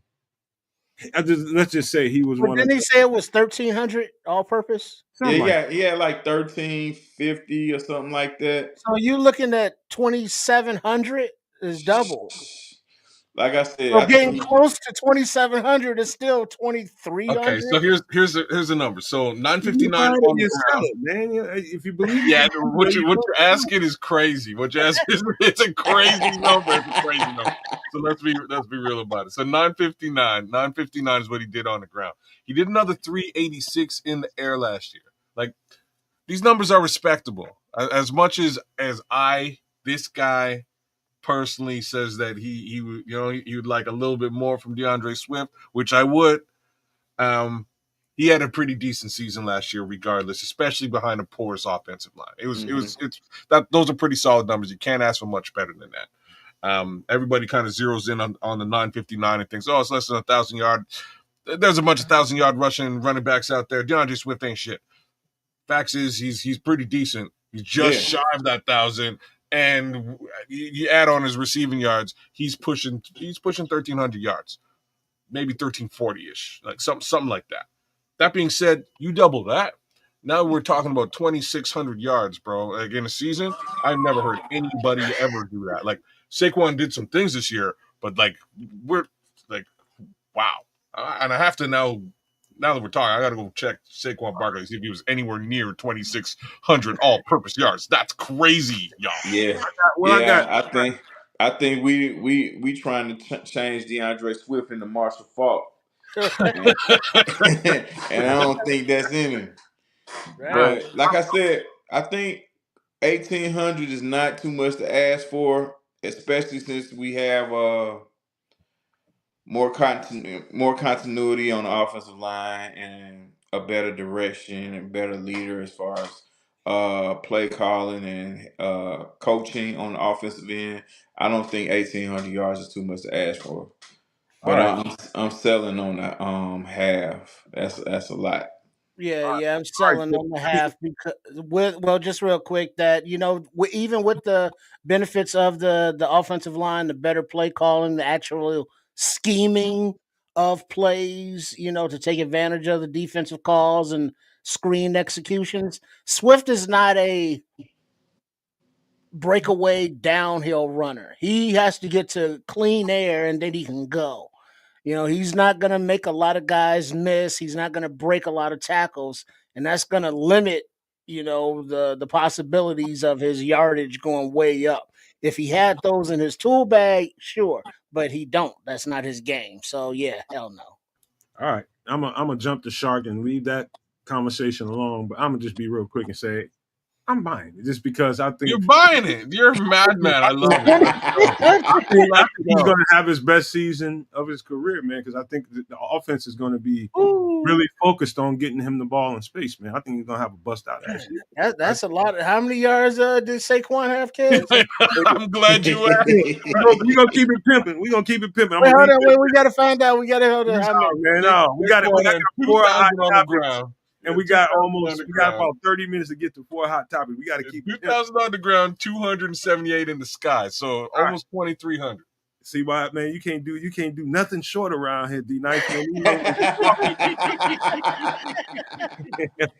I love them, man, but boy, they hot winded, boy. they gonna hold you to everything, ain't they? Every Mhm. time, every single Beat to time. the All fire. right, buy or sell. This is a hot one, man. This is why we need to go ahead and move because this is gonna take some conversation.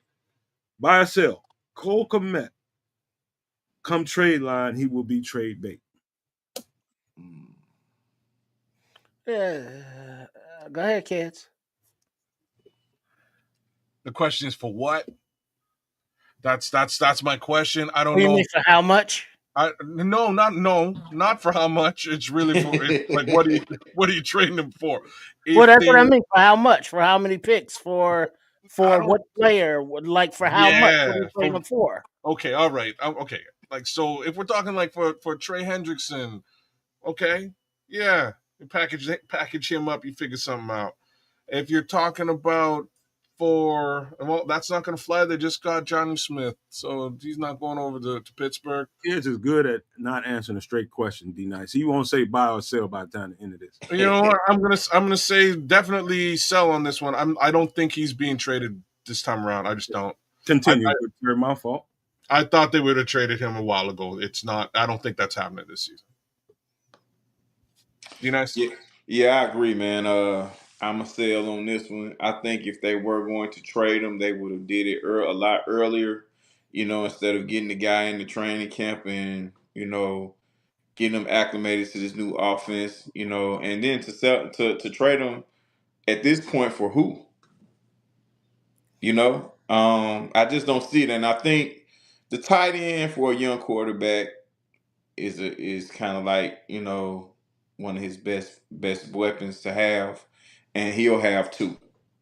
Both are they're different type of tight ends, so this will benefit the quarterback more than anything. So anything that's going to benefit Caleb, I think they're going to hang on to. Now, come this off season, totally different story. But throughout the season, I think we have commit for what I'm saying for the rest of the remainder of the season. I would.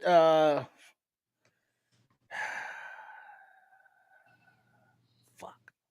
I think I might have to buy this one because I don't. Mm. I don't know what it is, but it just doesn't seem like there's a vibe with the auras of Komet and Caleb, and I don't know why. And I didn't really get the sense that Komet was a on the field, detailed oriented kind of guy, which will not vibe with Ben Johnson. And we've already heard that there's been some friction there of Johnson having to check commit on the very first goddamn day. Damn, Cole, you wasn't prepared for the first day of school. You had to get yelled at by teacher. What the fuck, Cole? So I mean, just that and his skill set, he's a blocker guy. He's athletic, but the reincarnation of dead stone hands white when Caleb, Uh, put the ball right out there for him. And it's like, okay, well, when you do go out there and passes and receptions for passes and you get open, you drop the goddamn ball. So what good are you? And remember, Ben Johnson went into a situation was like TJ Hawkinson. He's your star. Get him out of here. I'm gonna get this rookie and mold him into what I want. And it's like, oh, Colston Loveland. Ben Johnson, he was shooting fresh Big Ben, Big Johnson butter all over Hallis Hall when they was able to pick him at 10. And Cole Kmet is probably, sitting home is like, oh, he does play my position. Oh, that don't mean nothing. That don't mean a thing. Let me go ahead and do this podcast real quick. Yeah, that kind of shit can lead Cole Kmet out on the first thing smoking. All right. I'm gonna say only reason I'm gonna say sell on this is because I think because the offense is gonna be so tight end dependent. You got two really good tight ends that you think can really boost this offense. Um, I'm gonna say sell because of that. But I think the only way I'm buying into this is if I could look into the future and we wasn't doing so well. And you got some team that's moving in and getting ready to move into the playoffs, and they down a tight end, a good tight end, and they looking at the Bears roster who might not be going nowhere. And then you can start having that conversation. But as of now, I can see no good reason for them to try to move on from Cole Kmet. So I'm gonna sell that. I'm gonna sell that because we're gonna need it, I think. All right. yep. So any what you say, kids? Nothing. I'm good with this one. All right. Well, yeah, I'm in total agreement with you, man. Because remember, the new tight end that we brought in here has a bum shoulder. Yeah, true. Like it's just a lot of things that you have to consider before you think about moving commit. Now he has had some moments of like, man, what the hell is going on? But at this point, like I said, at this point, we kind of need him. I agree. No question about it. All right, you guys this is gonna provoke some thought too. Hot take, buy or sell. Ozzie Trapillo will be the most valuable rookie this year. Buy or sell. Mm-hmm. Tight, tight, Mm. tight. So look, man, I hate to buy on this one, but I'm going to buy. I'm going to buy on this one, and it has everything to do with the fact that the other two aren't on the field, Yeah. right? Like the other two big rookies aren't on the field. That's where I'm at with this one. We do know Trapillo's on the field. He's practicing. Hopefully, again, he takes that left tackle job. If he does, fantastic. All the more benefit there. But until we see the other guys on the field, there's no way I can put a thumbs up for him for now. So, D nice. Whew. This is a tough one, but I think I'm going to sell. Number one, because I think Braxton is going to win this job. I just feel like he's going to win this job this season. And two, I think Colston Loveland is going to have opportunities, because he'll be ready by week one. I believe he's going to have opportunities to be very good. Ben Johnson's going to put him in some excellent situations to be successful. And with all the weapons that we have on the outside, he and Cole Kmet both will have an opportunity to eat these hashes up in between the hashes and get busy. So I'm I'm selling. Yeah, I'm gonna buy because I think Ozzy Bear Waka Waka. I think he has the opportunity to come out of camp as a starting left tackle. I don't doubt Amagaji's skill, but that boy stay hurt. And so you can't make the club from the tub, as they say. And and Braxton Jones, love the kid, but it's like his detriment of on-field play was no lower body strength. Too light in the ass. Too many times we see him get pushed back into the quarterback's lap. He can't get stronger on his lower half if he's rehabbing, with a pins in his ankle. So that doesn't make it conducive for him to work on the parts of his game that he needs work on. It only makes it harder because now he's rehabbing and not working. So he's already coming in, behind the proverbial eight ball. And especially with this being a contract year. So you got to show and prove like pretty quick. And you've already gotten an uphill battle. So you look at Ozzy, and even if Braxton and or Amagaji are like left tackle is my starting job, we're not giving it up.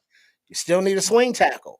And so now you're looking at Ozzy versus the loser of the left tackle battle between Amagaji and Jones. And looking at the other, rookies, they are deep enough in their room's depth chart that I don't think that they will make as big of an impact as a rookie offensive tackle of which Ozzy is, whether he's starting and or the swing tackle. Well, this is easy for me, and this is just going off the assumption that it's possibility that he might win the starting role. If he wins a starting role and ends up being a starter for the Bears and plays somewhere between 14 and 17 games, he's easily the most, in my opinion, the most valuable rookie this year. Next year we can be having a whole other conversation about that draft class. But yeah, I'm buying that. I think he could be a valuable piece to this team, and he can make himself more valuable than all these other guys too, just by way of winning that starting job if he gets it. All right. Here's the next one, you guys. Rome Odunze, buy or sell. Rome Odunze will reach 1K this season in yardage. Sell. Sorry. Too many mouths to feed, bro. Mm. That's easy. That's all. That's the only. It's got nothing to do with his ability at all. It has everything to do with the fact that you had two tight ends we just touched on a minute ago. You've got you got DJ Moore on the other side. You got Luther Burden there as well, and DeAndre Swift coming out of the backfield. There's a lot of mouths to feed, and we haven't even talked about guys like Olamide Zaccheaus yet, or Devin Duvernay may find his way into the offense. A lot of mouths to feed, though. That's it. If he hits 1,000, yo, we on one. Straight up. D-Nice?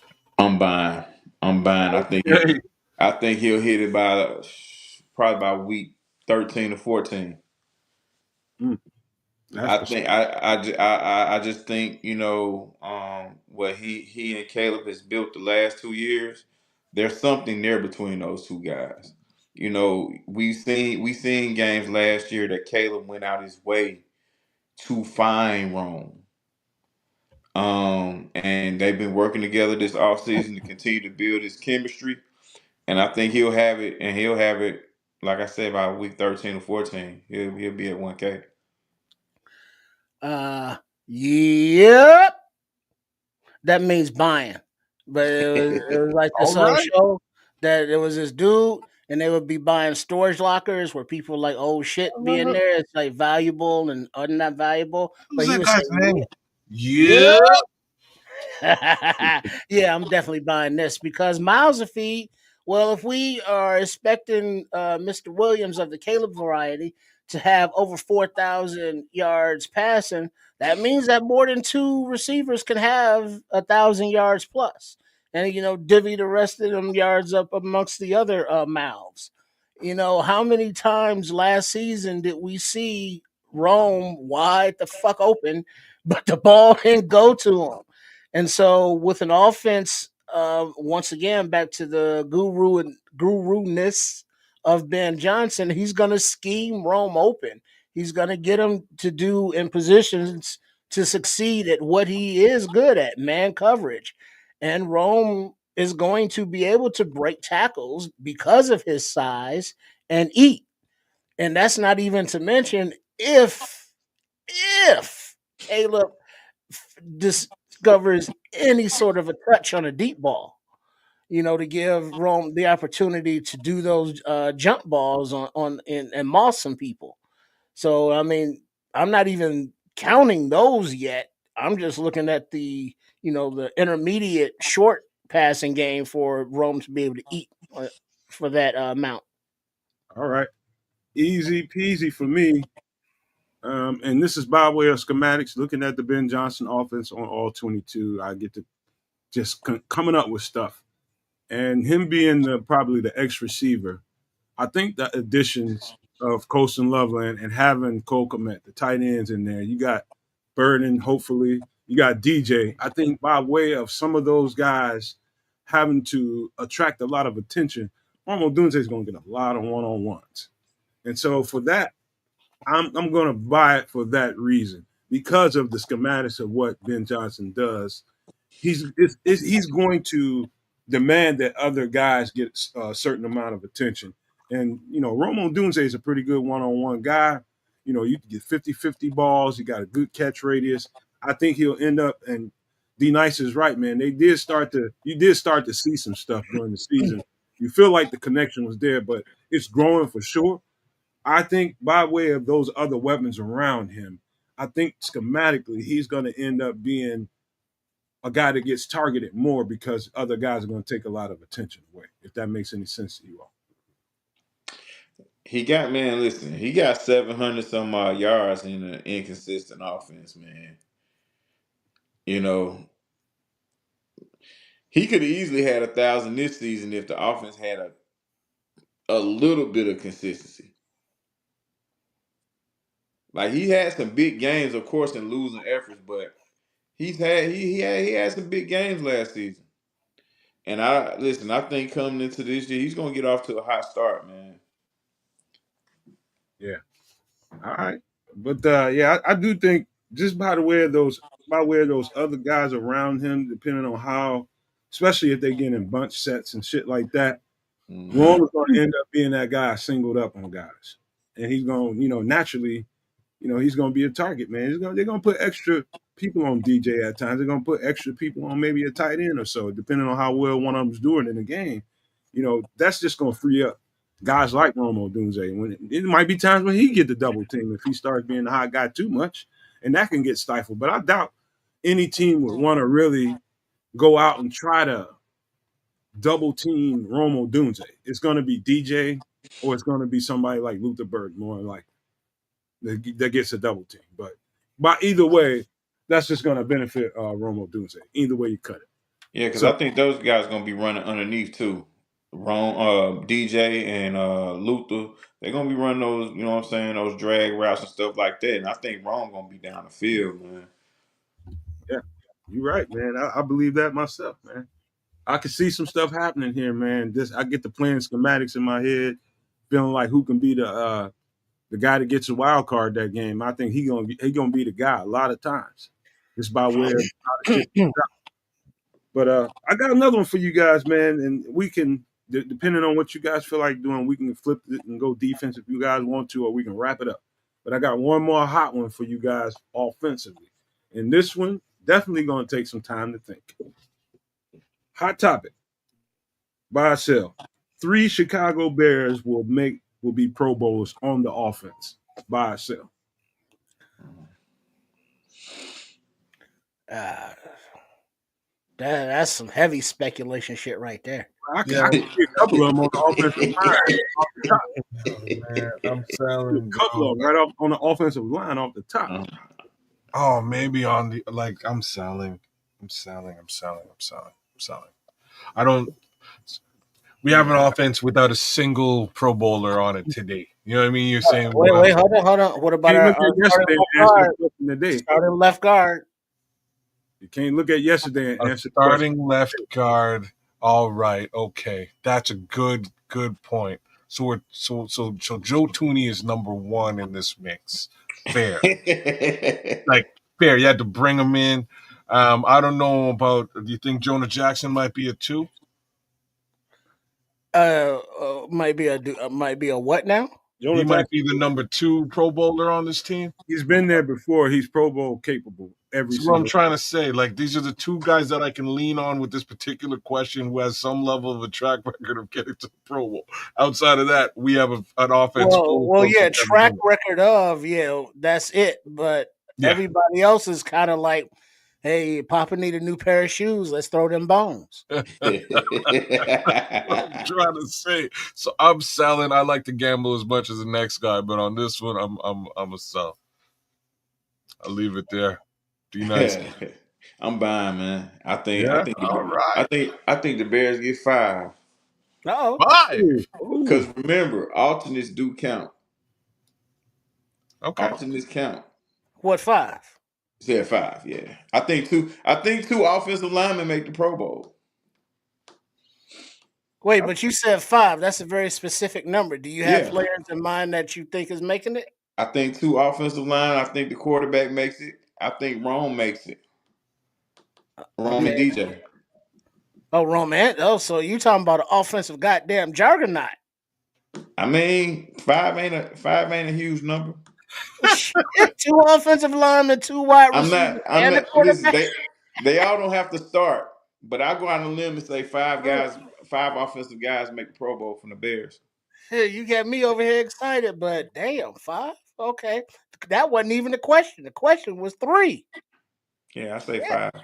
All right, D Nice. I see you. I ain't mad at you. I ain't mad at you, but damn. Pro Bowl. I got to sell on that one because while I do think that they will come together as a unit and do what they do good, I don't think that they will be comfortable enough with each other to allow them to expand on their talents and have that communication, those hand signals or the quick eye signals that say, "Hey, we're going to do this on this play to take advantage of all that stuff." I think that will progress as the season goes along. And so next year, I could see, a shit ton of Pro Bowl players. But this season, I think it's a little soon for it all to come together with the newness of it all, with the offense, the coaches, the players, and the whole nine. That's just a little much. All right, I'm gonna buy the shit out of this, and I'm gonna tell you why, and I'm gonna tell you who. On top of that, I'm buying this because I think one of the things that get left out. I think this is going to be Darnell Wright's first ever Pro Bowl. Number one, why? Because he got Jonah Jackson next to him. Why? And part of that is because he got what's his name, Drew Dahlman, running the show from center. I think that those 3 guys are going to go to the Pro Bowl. I think it's going to be our dominant side, 110%. And I think I think we have an outside chance because of that dominance they should be able to display on the right hand side. I think DeAndre Swift should see heavy benefit from that. You know what I mean? I think he might be an outside chance to get one of those Pro Bowl spots too. I don't think the receivers will because there's too many miles to feed, as you guys have been saying. Too many miles to feed. I think the ball will be kind of parsed out everywhere. And I don't think any one of those guys will have that much of a dominant stats to make the Pro Bowl. But I do think in the trenches and possibly our running back, I think we could see 3, maybe 4. But definitely on the right side of that line between Drew Dahlman all the way over to Darnell Wright, I think those guys can get it. I think they're going to be special this year. Okay, now remember, this is a voted kind of thing, so it's a popularity contest. This team is going to have to be damn near undefeated for anybody to, what I'm saying, out get votes of your household quote unquote names. So Darnell Wright being the first time, he's got to outplay the shit out of Panay Sewell and everybody else. If Jonah stay healthy, it's all good. Dahlman Hold on, and time out. How many guys get to get voted per position to the Pro Right. Bowl in the NFC? isn't Because, it 3? 3. so per position, he ain't got to outplay. He just got to play well. Yeah. And Manfred can Yeah, get. well enough to be in the top 3. Yeah, Yeah, we ain't saying starter. yeah, Oh, just yeah, get. okay, all Just right, get there. Yeah, right. So yeah, I mean, I could see it happening. So it's not out of the total realm of possibilities. yeah, yeah, man. I do think I'm telling you, we're gonna be right side dominant for sure. Everybody thinks it's gonna be okay. Run behind Joe Tooney. Joe Tooney's a good pass protector.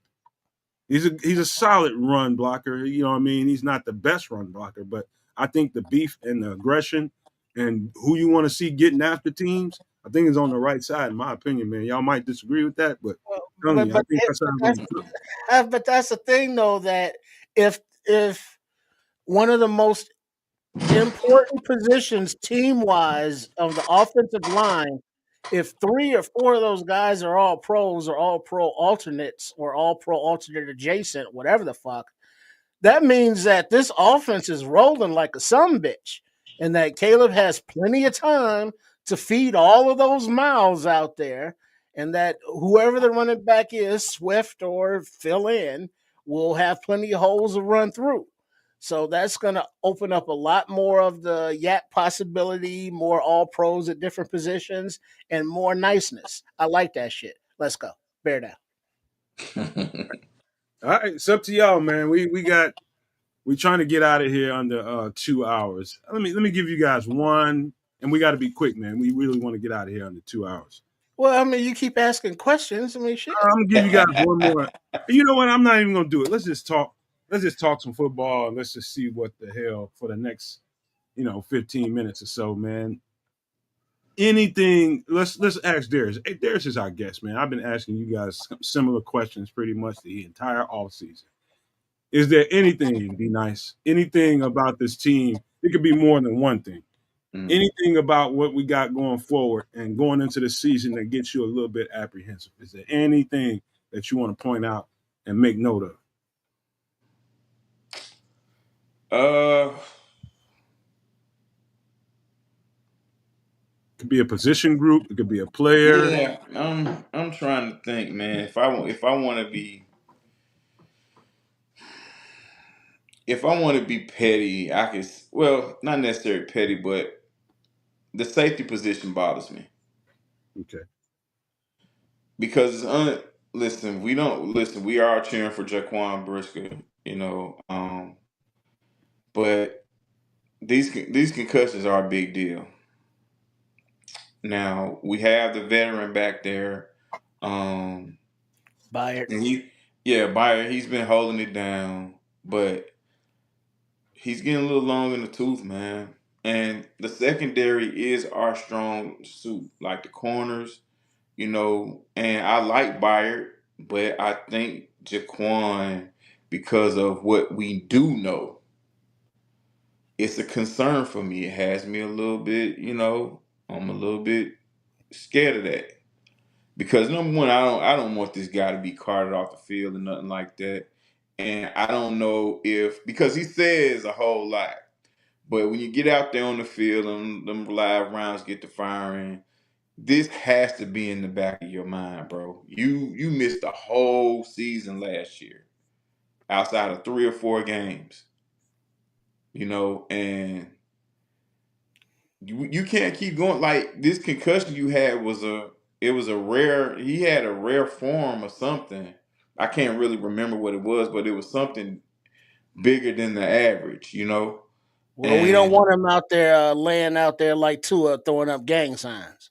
yeah, right, and is this going to disrupt how he plays? He says it's not, but it's a question, man. And when you out there on the field, if you hesitate, it's Well, but hurting. the thing is, let's hope that it changes the way he plays, because he comes in for tackles like a missile. Hold First on. thing he does is lower his head. We don't need you to play like that, Quanty B. We need you But to see what you hit to protect that noggin. Let me but throw for this him to at be you. effective, he has to play to his strength. Yeah. He can't change much of who he is, and Right.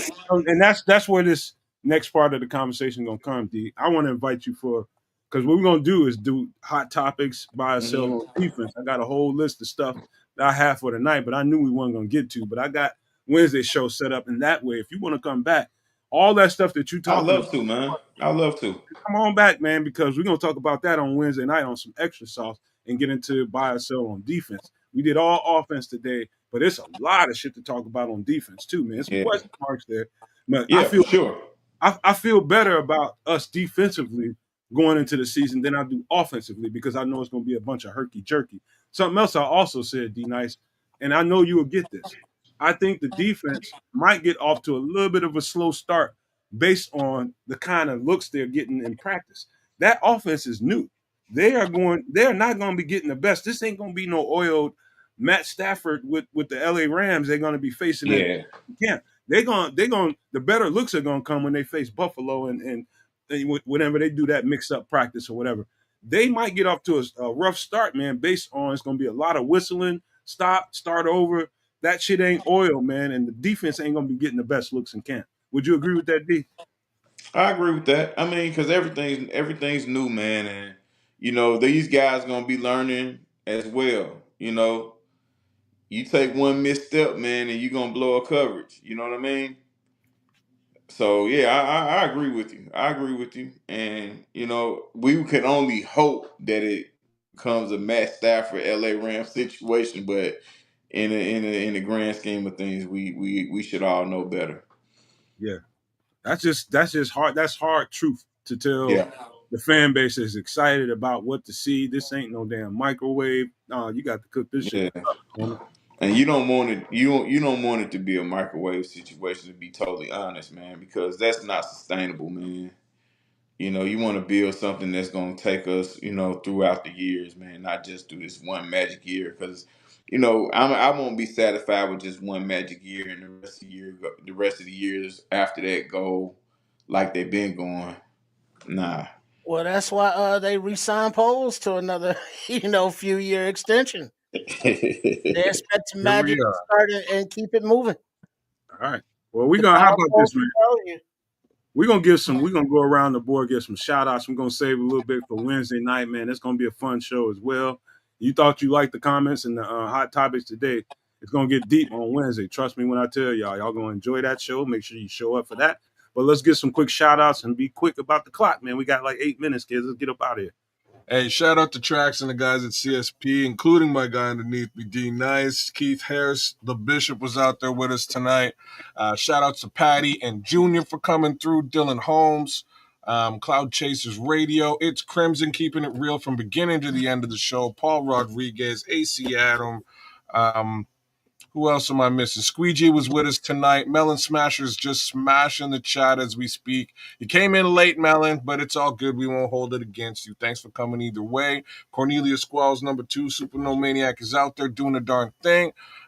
So many of you guys out there. Oh, Belizean Bear, wanted to give you a little bit of love because I never seen you in the chat before, but I'm seeing you today. Had to give you some shout outs for sticking with us the whole night. Big ups to King Booker World and big ups to Robert Lee. And my guy Flex Diggs, man. Shout out to If you Flex can't Diggs. hit them all, you can't hit them all. Just All right, well, I'm just about to roll it out. We done. But shout out to my guy Flex Diggs, man. I ain't seen you in a minute. I had to give you a little bit of love and a little bit of love to King Booker one more time sorry to Scrolls for cracking me up, man. That Tina Turner was pretty funny. But Yeah. down to my guy D Nice, man. What's Good love? having you, bro. Hey man, listen, this was a blast, man. And first and foremost, man, shout out to you guys for having me. This is great. You know what I'm saying? I come on as often as you guys will have me. Um, Secondly, shout out to Trax and shout out to my Chicago sports podcast family. A lot of love to you guys. You know what I'm saying? I don't have as many peeps as Kez has. I ain't been out here that long, but hopefully I can grow to at We'll least fix get that. yeah, we figured hopefully I can grow to that. get at least a half of what you got. But shout out to the guys at 4 Stars. A lot of love to them as well. Um, Catch me Wednesdays and Thursdays, Chicago Sports Podcast. Hit me up on Instagram. I'm new on X. I ain't like these guys will tell you. I ain't really been checking my X like that. But you know what I'm saying. I will now, thanks to you guys. And also Facebook. Hit me up, and that's it for me. Appreciate you, bro. Appreciate you. Hit him up, Trips. What's love got to do? Got to do with it? What's love but a second-hand emotion? Oh yeah, sing it, girl. Shit. That's that But Tim yeah, Brown. big up to all y'all who hang out with You us, hit who that get that fired hit up, that note right. All right, let him go. We under 5 minutes, man.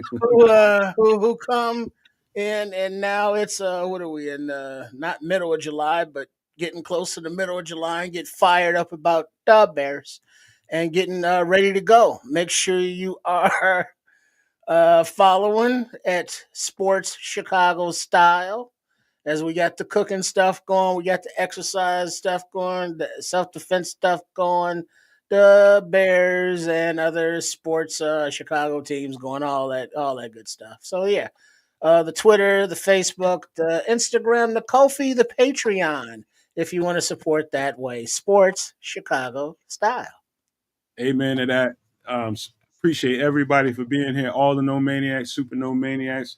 Shout out to everybody over there on Chicago Sports Podcast, and appreciate you so much. Be nice. This was fun. I told you it was going to be fun. And Absolutely, man. Absolutely. Thank you so much. I appreciate you amen. guys. We appreciate Shout you out to more, the man. no maniacs. I ain't forget about you guys either. Appreciate you more, man. And we're going to definitely have you coming back here. Wednesday will be a good one. So you guys stay tuned for that. I'm going to be real quick, and I'm going to try to get people not to forget to do this.